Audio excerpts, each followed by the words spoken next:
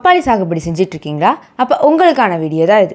பப்பாளி சாகுபடியில் மிகப்பெரிய சவாலாக இருக்கிறது இந்த பூச்சி தாக்குதல் தான். அந்த பூச்சி தாக்குதல் எப்படி கண்ட்ரோல் பண்ணுறதுன்னு இந்த வீடியோவில் பார்க்கலாம்.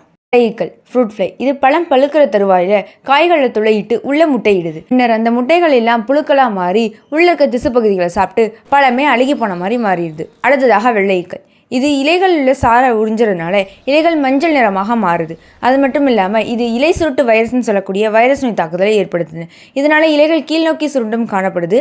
செடியோட வளர்ச்சி பாதிக்கப்படுது. இதனால் மகசூலுமே அதிகளவு பாதிக்கப்படுது. அடுத்ததாக மீலிபக், மாவுப்பூச்சி. இது இலையின் அடிப்பகுதி, தண்டு, பழங்களில் உட்காந்து சாரை உறிஞ்சதுனால இலைகள் மஞ்சள் நிறமாக காணப்படுது. அது மட்டும் இல்லாமல் நுனிப்பகுதியில் கொத்து போலவும் சுருங்கி காணப்படுது. இதனுடைய பாதிப்புகள் அதிகமாகும் போது பூக்கள், பிஞ்சு காய்கள் அனைத்துமே உதிர்ந்துருது. செடியோட வளர்ச்சியுமே பாதிக்கப்படுது. இதெல்லாம் கண்ட்ரோல் பண்ணுறதுக்கு என்னதான் வழி அப்படின்னு கேட்டோம்னா, நம்ம ப்ராடக்டான இன்ஃபினிட்டியை பயன்படுத்தினாலே போதும்.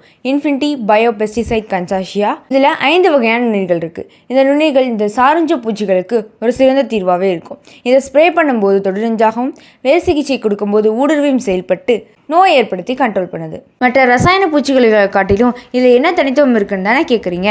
இயற்கை முறையில் பூச்சி தாக்குதல் கட்டுப்படுத்திக்கலாம். ரெண்டாவதாக, அனைத்து வகையான பூச்சி தாக்குதலுக்கும் இந்த ஒரு தயாரிப்பை மட்டும் பயன்படுத்தல.